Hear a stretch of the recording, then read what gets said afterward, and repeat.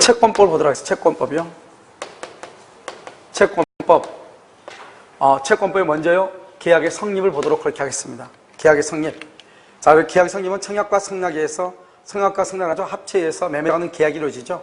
이 계약을 법률행위라고 하고, 법률행위는 성립요건과 효력요건이 있죠. 성립요건을 모두 갖추면 성립했고, 성립요건을 갖추지 못하면 불성립이라고 하고요. 불성립의 경우는 차고의 문제는 발생한다, 안 한다? 안 한다, 이 말이죠. 그 다음에 성립했으면 효력요건을 보죠. 효력요건을 다 갖췄으면 유효이고요. 갖추고 됐으면 무효 또는 취소하죠. 취소를 뭐라 한다? 우리 것을 착오라고 얘기를 하는 것이죠. 자, 여기 격지자간이 있고요. 여기 대화자간이 있죠. 격지자간에 청약과 뭐가 있다? 승낙이 있죠. 청약은 도달주의고 승낙은 발신주의예요. 대화자는 둘 다가요 도달주의예요. 그래서 우리나라는 원칙적으로 상대방 있는 의사표시죠. 상대방 있는 의사표시. 상대방 있는 것이 뭐가 있죠? 상대방 있는 의사표시가 뭐가 있죠? 단독행위죠. 상대방 있는 단독행위하고 계약이죠. 계약은 또 상대방이 있잖아요. 이것은 다 도달주의가 원칙이에요. 단독행위가 뭐가 있어요? 상대방 있는 단독행위가 추인하고, 그 다음에 뭐가 있다? 철회가 있죠. 철회가 있고 동의가 있죠. 그 다음에 뭐가 있다? 면제가 있고, 그 다음에 뭐가 있어요? 상계가 있죠. 그 다음에 취소하고, 그 다음에 해체하고, 해지가 있죠. 해지. 이런 것들은 계약하고는 상대방이 있는 경우죠. 그래서 상대방이 있는 단독행위하고 계약이죠. 이런 경우는 도달주의가 원칙이에요. 그런데 상대방이 없죠? 상대방 없는 것은요, 없는 것은 뭐냐? 상대방이 없다. 그것은 표백주의가 있죠. 표백. 알겠죠? 그래서 이런 건 도달주의, 예외적으로 발신주의다. 이 말이죠. 그래서 여러분 보면, 대화자 간의 승낙은 도달주의죠. 격지자 간의 승낙은 발신주의. 이걸 아주 구별을 잘해야 돼요. 그 다음에 갑이 을한테 1억 원에 청약하면서 2월 1일부터 2월 5일까지 승낙을 해라. 이렇게 했단 말이죠. 그렇게 청약을 해놓고 갑이요 2월 3일날 사망하거나 제한응의자가 됐어. 그래도 의사표시 효력에는 아무런 영향이 없다. 아무런 영향이 없다는 말의 뜻이 뭐냐?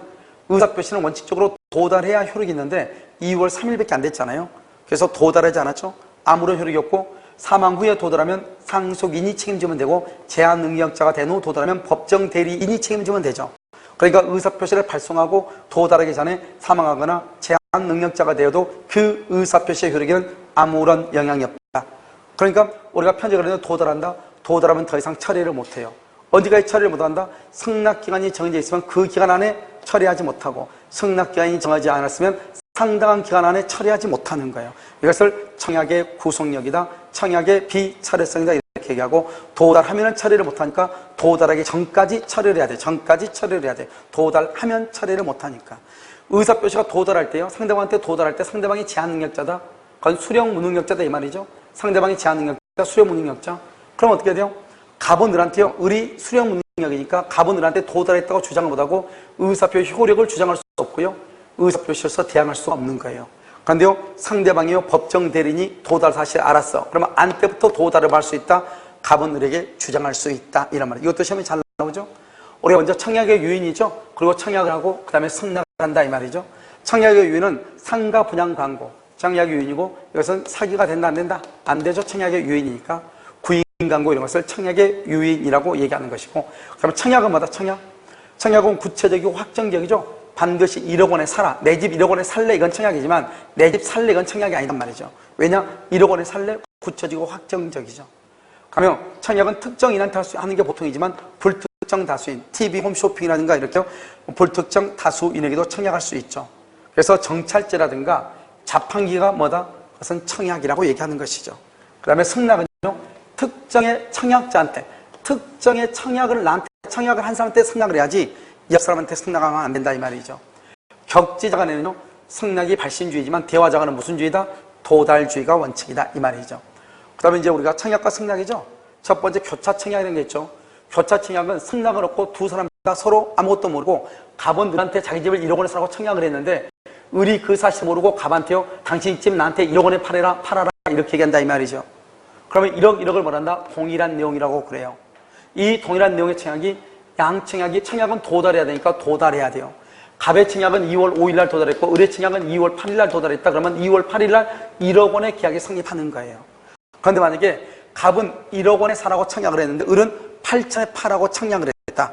그러면 그것은 계약이 성립한다 안 한다? 안 한다. 이런 말이죠. 동일한 내용이 아니니까. 그래서 늦게 도달할 때 계약이 성립한다. 다른 말로 양청약이 도달할 때 이 말이죠. 여기는 의사실현이죠. 의사실현에 의한 계약의 성립은 어떻게 돼요? 의사실현. 그러한 사실이 있는 때다. 그러한 사실을 안 때가 아니고, 예를 들어서 사과를 한 박스 보내면서 마음에 들면 사고 마음에 들지 않으면 반송하라고 했어. 근데 산다 안 산다 말도 없이 사과를 깎아 먹을 때 그러한 사실이 있을 때, 사과를 깎을 때 계약이 성립한다. 그러한 사실이 있는 때, 그러한 사실 안 때가 아니다. 의사실현이다.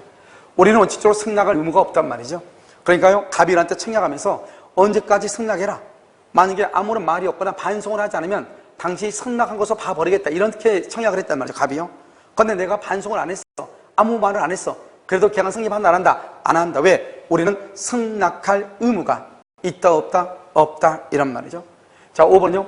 연착된 승낙을 어떻게 볼 것인가? 연착이 된 것은 원칙적으로 계약은 불성립이에요. 그리고 연착된 승낙을 새로운 청약으로 보는 거예요. 그런데 반드시 무슨 말이 있냐? 충분히 기간 안에 도달할 수 있도록 발송을 했는데 연착됐다. 꼭 그런 말이 나와. 충분히 기간 안에 도달할 수 있도록 발송했는데 연착이 됐다. 우체국의 사정으로 천재지변으로 연착이 됐다 이 말이죠. 그런 말이 꼭 나와. 그러면은 연착의 통지를 했냐 안 했냐? 연착의 통지를 했다. 불성립에. 연착의 통지를 하지 않았다. 그러면 어떻게 된다? 연착되지 않는 것으로 봐. 그 말은 기간 안에 편지가 도달한 것으로 봐버려. 그러니까 승낙을 발송할 때 계약이 성립하는 거예요. 그럼 우리가요, 연착의 통지를 했나? 그러니까 그냥 원칙적으로는 연착의 통지란 말은 없어. 그런데 여기 꼭 이렇게 나와. 우측의 사정으로 충분히 기간 안에 도달할 수 있도록 발송했는데 연착이 됐다 이런 말이 나와. 그랬을 때는 연착의 통지를 했느냐 안 했냐? 연착 통지를 했다. 계약은 성립하지 않아. 연착의 통지를 하지 않으면 연착되지 않는 것으로 봐. 그러니까 계약은 성립하는데 항상 격지자 간의 계약은 승낙 통지를 뭘 할 때? 발송할 때 성립을 하는 것이에요. 알겠죠? 아주 중요하죠 이거요. 그 다음에 조건이나 변경을 가했다.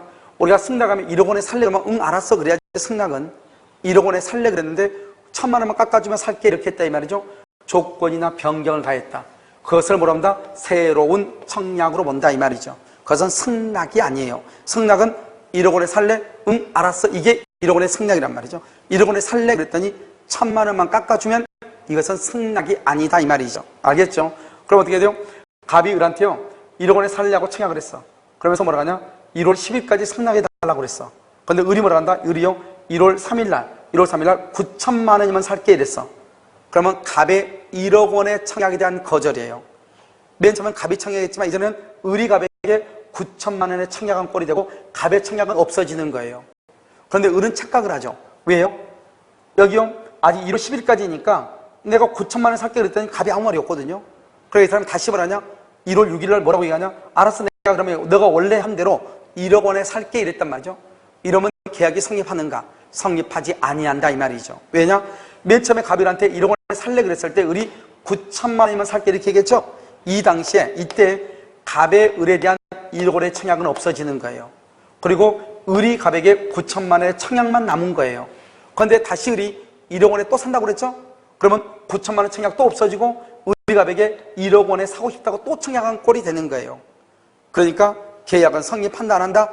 안 한다. 아주 중요해. 알죠? 근데 우리 생각에는 아직 기간이 남아있으니까 이것을 뭐로 착각할 수 있다? 승낙으로 착각할 수 있다 이 말이죠. 알겠죠? 이것을 우리는 뭐란다? 조건이나 변경을 가한 승낙은 새로 뭐로 본다? 청약한 것으로 본다. 이것을 뭐란다? 이 두 가지를 뭐라고 해요? 무효행위의 전환이라고 그래요. 그래서 무효인 것이 새롭게 바뀌었다 이 말이죠. 새로운 청약, 무효행위의 전환이다 이렇게. 그래서 특히 이 5가지 있죠. 교차 청약, 의사실현, 그 다음에 승낙을 의무가 있는가 없는가 없다. 연착된 승낙을 물어본다. 새로운 청약으로 보는데 연착이 통지죠. 우체국의 사정으로 연착이 됐을 때 연착이 통지를 하지 않았다. 연착되지 아니한 것을 본다. 승낙의 통지를 발송할 때 도달할 때가 아니고 승낙의 통지를 발송할 때 계약이 성립한다. 조건이나 변경이다. 새로운 청약으로 본다. 알죠? 그래서 한 번 조건이나 변경을 가면 원래의 갑의 청약에 대한 거절이고 내가 새롭게 청약한 것이다 이 말이죠. 알겠죠? 그래서 새로 청약한 것으로 본다 이렇게. 이것을 우리 뭐는다?